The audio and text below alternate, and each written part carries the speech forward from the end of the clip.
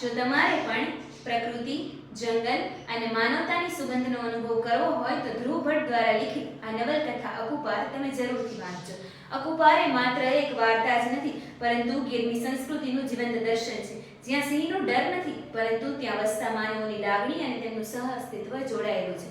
માલધારીઓનું સાદગીભર્યું જીવન, પ્રકૃતિ પ્રત્યેનો તેમનો પ્રેમ અને આદર જ આ પુસ્તકને ખૂબ ખાસ બનાવે છે.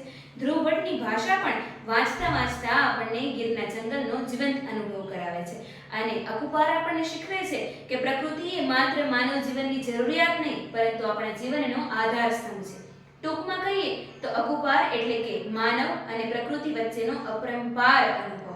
આ નકશાવાળી ઘર તો ટુરિસ્ટ હારું રાખવાની. હું આપણે તો જ્યાં જ્યાં હાવસ ફરે ને અહીંયા બધે ઘર છે. પછી ઘેડના દરિયે હોય, બરડાના ડુંગરે હોય કે અમદાવાદની ભાગળે, આપણે તો પાણાથી લઈને માણા સુધી હંધાઈની સંત્યા કરવાની. હું તો તમે પણ આ પુસ્તક અકુપાર જરૂરથી વાંચજો.